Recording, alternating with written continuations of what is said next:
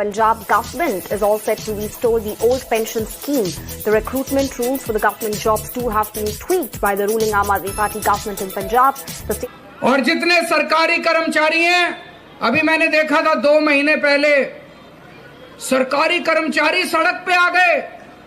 हजारों सरकारी कर्मचारियों ने सेक्रेटेरिएट घेर लिया गांधीनगर में। उन सबको मैं कहना चाहता हूं, वो ओल्ड पेंशन स्कीम चाहते हैं, उनको ओल्ड पेंशन स्कीम 31 जनवरी तक उनकी ओल्ड पेंशन स्कीम लागू कर दी जाएगी। राजस्थान के बाद छत्तीसगढ़ सरकार ने ओपीएस स्कीम लागू कर दी है। सरकार का एक और बड़ा फैसला सामने आया है। दरअसल इस फैसले में राज्य में जो पुरानी पेंशन व्यवस्था थी उसे फिर से बहाल किया गया है। क्या इस नवीन पेंशन स्कीम के कारण अभी से ही कार्मिकों में सेवानिवृत्ति के उपरांत वृद्धावस्था में जीवन यापन के लिए भारी असुरक्षा का भाव उत्पन्न हो गया, जो कि हमारे लिए चिंता का विषय है। हम सभी जानते हैं कि सरकारी शासन से जुड़े कर्मचारी भविष्य के प्रति सुरक्षित महसूस करें, तभी वे सेवा काल में सुशासन के लिए अपना अमूल्य योगदान दे सकते हैं। समय समय पर इन कार्मिकों ने मुझे अपनी इस व्यवस्था से अवगत कराया। अतः 1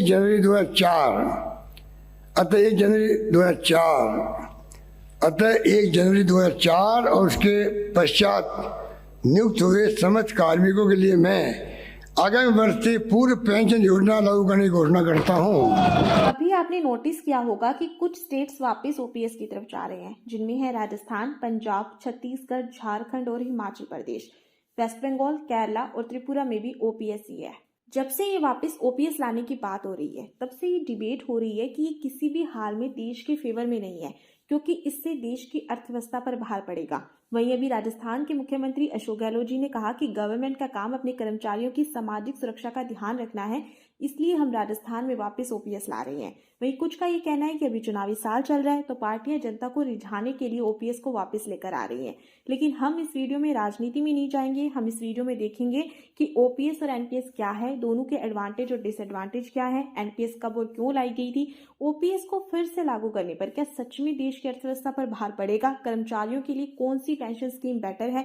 अगर देश की अर्थव्यवस्था का ही ध्यान रखना है तो फिर हम मिनिस्टर्स, एमपी और एमएलए की पेंशन पर ध्यान क्यों नहीं देते हैं? क्या उससे देश की अर्थव्यवस्था पर भार नहीं पड़ता? तो अगर अभी तक आपने मेरे चैनल को सब्सक्राइब नहीं किया है तो जल्दी से मेरे चैनल को सब्सक्राइब कर लें। अब हम इस पेंशन स्कीम को डिटेल से समझते हैं। सबसे पहले हम ये देखते हैं कि हमें पेंशन की नीड क्यों होती है। देखो, एक व्यक्ति जिंदगी भर तो मेहनत नहीं कर सकता है, एक एज के बाद वो किसी पर डिपेंड ना रहे, इसलिए पेंशन की नीड होती है। अगर आप देखेंगे तो एवरेज एज भी बढ़ी है, कॉस्ट ऑफ लिविंग बढ़ा है, इन्फ्लेशन बढ़ रहा है और लोग आजकल ज्यादातर सिंगल फैमिली की तरफ शिफ्ट हो रहे हैं और कई मामलों में बच्चे अपने माँ बाप का सहारा नहीं बनते हैं, तो उस कंडीशन में पेंशन की नीड होती है। अब हम देखते हैं कि ओपीएस क्या है। ओपीएस एक डिफाइंड बेनिफिट स्कीम है। इसमें रिटायरमेंट के बाद में लाइफ लॉन्ग इनकम मिलती है। ओपीएस को 2004 से डिसकंटिन्यू कर दिया गया था। ओपीएस में आपको पूरा का पूरा पैसा गवर्नमेंट देती है, यानी कि 100% बर्डन गवर्नमेंट के ऊपर होता है। इसमें आपकी पेंशन पर टैक्स नहीं लगता है। यह स्कीम केवल सरकारी कर्मचारियों के लिए है। इसे हम एक एग्जाम्पल से समझते हैं। मान लेते हैं कि एक व्यक्ति ए है जिसका बेसिक पे रिटायरमेंट के समय 60,000 है, तो जब ये रिटायर होगा तो इसे इसकी लास्ट बेसिक पे का 50% पेंशन के रूप में मिलेगा। मतलब 60,000 का अगर अपन 50% देखें तो वो हो गया 30,000 रुपये। और साथ में इसमें डीए भी जुड़ता जाएगा। डीए का मतलब होता है डीएनएस अलाउंस, यानी कि महंगाई भत्ता। डीए को 1 साल में 2 बार जनवरी और जुलाई में अनाउंस किया जाता है, जिससे आपकी हर मंथ की पेंशन बढ़ती जाएगी। तो आपने ये नोटिस किया कि इस व्यक्ति ए की 30,000 पेंशन तो फिक्स है और इसमें डीए भी जुड़ता जा रहा है। मतलब उसे ओल्ड एज में अच्छी खासी पेंशन मिलेगी और उसे किसी पर डिपेंड नहीं रहना पड़ेगा। और अभी राजस्थान के मुख्यमंत्री अशोक गहलोत जी ने 1 जनवरी 2004 और उसके बाद नियुक्त हुए सभी सरकारी कर्मचारियों के लिए ओपीएस को लागू कर दिया है। अब हम देखते हैं कि एनपीएस क्या है। 1998 में social justice and empowerment commission ने एक रिपोर्ट तैयार की थी जिसे ओसिस प्रोजेक्ट कहते हैं, यानी कि old age social and income security. ये प्रोजेक्ट इसलिए लाया गया था क्योंकि हमारे यहाँ अनऑर्गेनाइज सेक्टर में बहुत से लोग काम करते हैं, तो उन्हें भी ओल्ड एज में सिक्योरिटी मिलनी चाहिए। इस प्रोजेक्ट का पेंशन सिस्टम से कोई लेना देना नहीं था। तब इस प्रोजेक्ट को अटल बिहारी वाजपेयी जी ने पेंशन रिफॉर्म में भी लाया। तब ये कहा गया कि 1 जनवरी 2004 से एनपीएस एप्लीकेबल हो जाएगी और अब जो भी नया सरकारी कर्मचारी होगा वो एनपीएस को ही ज्वाइन करेगा। एनपीएस स्कीम को सभी सिटीजन ले सकते हैं, यानी चाहे वो सरकारी कर्मचारी हो या फिर प्राइवेट। इसमें एनआरआई भी इंक्लूड है। इसमें कुछ पैसा सरकार और कुछ पैसा कर्मचारी खुद देता है। पहले गवर्नमेंट और एम्प्लॉय दोनों 10% और 10% कंट्रीब्यूट करते थे, लेकिन 2019 के बाद से गवर्नमेंट 14% और एम्प्लॉय 10% कंट्रीब्यूट करता है।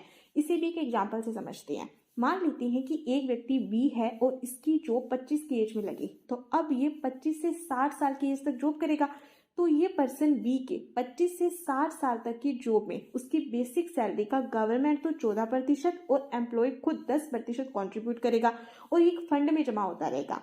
आपके इस फंड को मैनेज करने के लिए फंड मैनेजर होते हैं, जैसे SBI ETC। ये आपके फंड को गवर्नमेंट बॉन्ड और गवर्नमेंट सिक्योरिटीज में इन्वेस्ट करते हैं और साथ ही साथ इक्विटी यानी कि स्टॉक मार्केट में भी इन्वेस्ट करते हैं। ये एक लॉन्ग टर्म फंड होता है। इसमें आपका पैसा लॉक इन हो जाता है। इसमें आपकी इन्वेस्टमेंट से जो रिटर्न मिलेगा उसी के अकॉर्डिंग आपको पेंशन मिलेगी। इसमें आप अपनी रिटायरमेंट के बाद एक साथ 60% पैसा निकाल सकते हैं।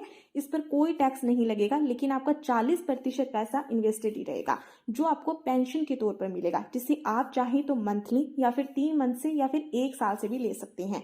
अब हम देखते हैं कि ओपीएस के फायदे और नुकसान क्या हैं। देखो, ओपीएस का फायदा तो ये है कि इसमें कर्मचारी को कुछ भी इन्वेस्ट नहीं करना होता है, जिससे उस पर कोई बर्डन नहीं आता है।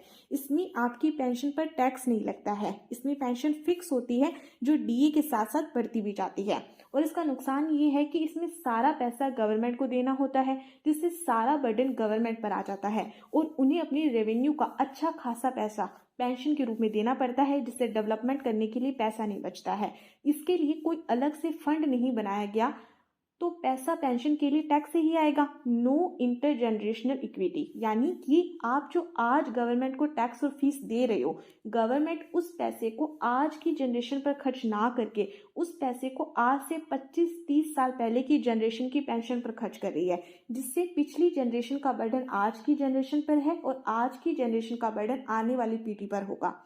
अब हम देखेंगे कि एनपीएस के फायदे और नुकसान क्या है। देखो, एनपीएस का फायदा तो ये है कि इसमें बर्डन गवर्नमेंट और एम्प्लॉय दोनों पर होता है। ये पेंशन स्कीम एक सरकारी कर्मचारी के साथ साथ प्राइवेट कर्मचारी भी ले सकता है। इसमें आप अपने फंड पैसे को अपने अकॉर्डिंग इन्वेस्ट कर सकते हैं। इसमें आपको फ्लेक्सिबिलिटी भी दी गई है, like tier 1, tier 2, low risk, moderate risk, high risk. जैसे लो रिस्क में हम देखें तो इसमें गवर्नमेंट बॉन्ड और गवर्नमेंट सिक्योरिटीज आ गई। हाई रिस्क में स्टॉक मार्केट है, लेकिन इसमें 50% से ज्यादा आप इन्वेस्ट नहीं कर सकते हैं। अगर हम कर्मचारी के पर्पज से देखें तो इसमें उस पर भी बर्डन हो गया है। इसमें पेंशन फिक्स नहीं होती है, या आपके फंड के रिटर्न पर डिपेंड करती है, यानी कि मार्केट कैसा परफॉर्म कर रहा है उसके अकॉर्डिंग ही आपको पेंशन मिलेगी। और अगर मान लो आपको कोई इमरजेंसी हो जाती है तो आप अपना पैसा नहीं निकाल सकते हैं, क्योंकि पैसा मिनिमम 3 साल तक लॉक इन हो जाता है और उसके बाद भी 25% का कैप कर दिया गया है। पैसा निकालना थोड़ा टफ होता है, यानी काफी रूल्स एंड रेगुलेशन है। आप रिटायरमेंट पर अपना 60% पैसा तो विड्रॉ कर सकते हैं, जिस पर टैक्स नहीं लगेगा, लेकिन जो 40% रहेगा उस पर टैक्स लगेगा। आप ओनली 50% ही स्टॉक मार्केट में लगा सकते हैं। इससे तो वो व्यक्ति जिसका खुद का पैसा है वो खुद ही स्टॉक मार्केट में इन्वेस्ट कर ले, अगर उसे स्टॉक मार्केट की अच्छी खासी समझ है, क्योंकि अपना पैसा निकालने के लिए इतने रूल्स एंड रेगुलेशंस। अगर आप यहाँ देखें तो लगभग सभी स्टेट्स ने एनपीएस को अडॉप्ट कर लिया था, जैसे 27, 4, 1, 4 और 2011 से 2013 के बीच में 2 स्टेट्स ने, लेकिन वेस्ट बंगाल ने ओपीएस को ही जारी रखा था। तो फिर एक सवाल ये आता है कि अगर ओपीएस अच्छी थी तो सभी स्टेट्स एनपीएस में क्यों शिफ्ट हुए और अब वापस ओपीएस में क्यों जा रहे हैं? क्या इतने टाइम बाद उन्हें एहसास हुआ कि एनपीएस खराब है? देखो, ओपीएस स्कीम से देश की अर्थव्यवस्था पर भार पड़ता है। अगर आप यहाँ देखें तो आप देख सकते हैं कि 1990-91 में स्टेट्स पर पेंशन का भार 3,131 करोड़ था, जो कि बढ़कर 2020-21 में 3,86,001 करोड़ हो गया। वहीं अगर अपने सेंटर का देखें तो 1990-91 में 3,272 करोड़ था, जो कि 2020-21 में बढ़कर 2,08,473 करोड़ हो गया। और आप यहाँ ये भी देख सकते हैं कि सभी स्टेट्स और यूटी अपनी रेवेन्यू का लगभग 25% पेंशन पर खर्च कर देते हैं। आप यहाँ अलग अलग स्टेट्स का भी देख सकते हैं कि उनका रेवेन्यू कितना है और उनका कितना प्रतिशत है जो वो पेंशन पर खर्च कर रहे हैं। जैसे आप देखिए, राजस्थान लगभग 30% और पंजाब का लगभग 34% है, और हिमाचल प्रदेश की तो बहुत खराब कंडीशन है, लगभग 80% पैसा वो अपने रेवेन्यू का पेंशन पर खर्च कर रहे हैं।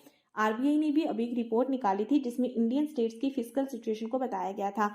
यहाँ पर आप देख सकते हैं कि किस राज्य के ऊपर कितना डेट है। जैसे राजस्थान के ऊपर 39.8 और ठीक इसी तरह से आप अन्य राज्यों का भी देख सकते हैं। अगर ये राज्य ओपीएस की तरफ गए तो गवर्नमेंट का अच्छा खासा पैसा पेंशन में चला जाएगा। इन्हें फ्री बीज भी कहा जा रहा है। आरबीआई ने पेंशन एक्सपेंडिचर को भी बताया है।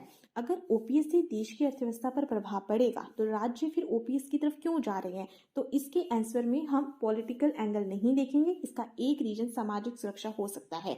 अगर आपने राजस्थान के मुख्यमंत्री अशोक गहलोत जी का बजट स्पीच सुना है जिसमें उन्होंने कहा था कि अभी मार्केट बहुत वॉलेटाइल चल रहा है, तो एक हमारा दायित्व बनता है कि हम सरकारी कर्मचारियों को सामाजिक सुरक्षा दें ताकि वो निश्चित हो कि जब वो अपनी सरकारी सेवा से रिटायर होंगे तब उन्हें एक फिक्स पेंशन मिलेगी। इसके बाद अशोक गहलोत जी ने मीडिया से भी कहा कि अगर मिनिस्टर्स अपनी पेंशन नहीं छोड़ रहे हैं तो सरकारी कर्मचारी क्यों, और अगर देश ओपीएस देकर भी 60 साल तक विकास करता रहा तो अब क्या प्रॉब्लम है, हम वित्तीय प्रबंधन करेंगे। क्या है, मानवीय दृष्टिकोण से हर कर्मचारी का हक बनता है 35 साल की नौकरी के अंदर विश्वास है कि मैं जब रिटायर होऊंगा तो मुझे पेंशन मिलेगी। जो आज तक पेंशन लेते आए हैं, आज कौन सवाल उठा रहे हैं जिनको पेंशन मिल रही है, क्या वो लोग पेंशन छोड़ने को तैयार हैं? क्या वो डीए बढ़ता है उनका हर बार, क्या वो डीए छोड़ देंगे? वो छोड़ा डीए उनका। ये हमारे इंटर के नेता भी हैं, पूछो इनको कि पूरे कंट्री में उनका स्वागत हो रहा है, बहुत बड़ा। इसलिए मैं कहना चाहूंगा आपको, ये हमारे बहुत बड़े विद्वान भी हैं, हम उनका मान सम्मान भी करते हैं। और फिर भी मैं कहना चाहूंगा उनको, अगर 60 साल के बाद में भी देश ने विकास भी किया है और ओपीएस लागू भी थी तो भी विकास किया है, हम सब मानते हैं, तो अब क्या तकलीफ आ रही है? अभी वित्तीय प्रबंधन हम लोग करेंगे, उनको कर्मचारी को उनका हक देंगे, ये हमने फैसला किया है और लागू रखेंगे हम लोग। अभी अगर हम हरियाणा की बात करें तो वहां पर लगभग 70,000 सरकारी कर्मचारी सड़कों पर उतर आए थे और पंचकुला में मुख्यमंत्री निवास को घेर लिया था। उनकी मांग थी कि उन्हें भी ओपीएस चाहिए। आप देखें तो हरियाणा के पास के स्टेट्स राजस्थान और पंजाब में ओपीएस है, तो डेफिनेटली हरियाणा का एम्प्लॉय भी यही चाहेगा। वहीं हरियाणा के मुख्यमंत्री मनोहर लाल खट्टर जी ने पहले ये बयान दिया था कि अगर ओपीएस लागू होती है तो 2030 तक देश दिवालिया हो जाएगा। लेकिन सरकारी कर्मचारियों की भीड़ देखने के बाद अब हरियाणा में 3 सदस्यों की कमेटी बनाई गई है जो जांच करेगी कि ओपीएस को लेकर क्या हो सकता है, जिसकी रिपोर्ट 2 मार्च को आएगी। अगर वहीं हम बात करें महाराष्ट्र की, तो वहां के उप मुख्यमंत्री और पूर्व सीएम देवेंद्र फडणवीस ने पहले कहा था कि ओपीएस लागू नहीं हो सकती है, लेकिन अभी वो कह रहे हैं कि हमने मना कब किया है, हम ओपीएस पर विचार करेंगे। वहीं आंध्र प्रदेश के मुख्यमंत्री वाईएस जगन मोहन रेड्डी ने गारंटेड पेंशन स्कीम लाने पर विचार कर रहे हैं, जिसमें ओपीएस और एनपीएस की अच्छी चीजों को मिलाया जाएगा ताकि गवर्नमेंट पर बर्डन भी कम आए और कर्मचारियों को अच्छी पेंशन भी मिले। लेकिन वहां के लोग भी यही चाहते हैं कि हमें सिर्फ ओपीएस ही चाहिए। वहीं अगर हम देखें तो लोग सरकारी नौकरी इसलिए करते थे ताकि ओल्ड एज में भी वो फाइनेंशियली सिक्योर रहे। अब ओपीएस के बाद जब एनपीएस लाई गई तो कर्मचारियों को उतनी पेंशन नहीं मिली। वहीं एनपीएस में भी 2019 से पहले गवर्नमेंट 10% कॉन्ट्रीब्यूट करती थी, उसके बाद में गवर्नमेंट 14% करने लगी। तो सरकार भी यही चाहती है कि गवर्नमेंट की जॉब की जो ग्लोरी है वो बनी रहे। और जब से स्टेट्स वापस ओपीएस की तरफ जा रहे हैं तो हमारी वित्त मंत्री निर्मला सीतारमण जी ने कहा कि उनके स्टेट्स के एम्प्लॉय का जो पैसा एनपीएस ट्रस्ट में जमा है वो सेंट्रल गवर्नमेंट स्टेट्स को नहीं देगी। अगर ओपीएस से देश की अर्थव्यवस्था पर भार पड़ता है तो क्या एमपी एमएलए जो एक साथ 2-2, 3-3 कार्यकालों की पेंशन ले रहे हैं उससे देश की अर्थव्यवस्था पर भार नहीं पड़ता है? तो एक नज़र हम एमपी और एमएलए की पेंशन पर भी डाल देते हैं ताकि आप समझ जाएं कि उनका पेंशन का जो सिस्टम है वो क्या है। हमारे संविधान का आर्टिकल 106 सांसदों के वेतन भत्ते और पेंशन से रिलेटेड है। इसे मैं आपको एक एग्जांपल से समझाती हूँ। मान लेते हैं कि एक व्यक्ति ए है जो पहले कभी एमएलए बना था और अब वो एमपी भी बन गया। तो अब ये व्यक्ति जो है वो एमपी का वेतन और एमएलए की पेंशन लेगा और कार्यकाल खत्म होने के बाद ये दोनों पदों की पेंशन लेगा। और इस तरह ये जितनी बार एमपी और एमएलए बनता जाएगा उतनी बार की पेंशन जुड़ती जाएगी। अगर कोई केवल एक दिन के लिए ही एमपी या एमएलए बन जाता है तो भी उसे जिंदगी भर पेंशन मिलती है। और कोई व्यक्ति अपनी जिंदगी में जितनी बार एमएलए और एमपी बनता है उसे उसके सारे कार्यकालों की पेंशन मिलती है। अगर हम देखें तो राजस्थान, मध्य प्रदेश, उत्तर प्रदेश जैसे कई राज्यों में पूर्व एमएलए कई कार्यकालों की पेंशन उठा रहे हैं। हमारे देश में केवल गुजरात ही एक ऐसा राज्य है जहां पूर्व एमएलए को पेंशन नहीं मिलती है और देश में सबसे ज्यादा पेंशन मणिपुर के पूर्व विधायक को मिलती है जो कि 70,000 है। पंजाब में केवल एक कार्यकाल की ही पेंशन मिलती है। हिमाचल प्रदेश में पहले कार्यकाल के बाद में 36,000 और इसके बाद के कार्यकालों में हर साल 1,000 रुपए जुड़ते चले जाते हैं।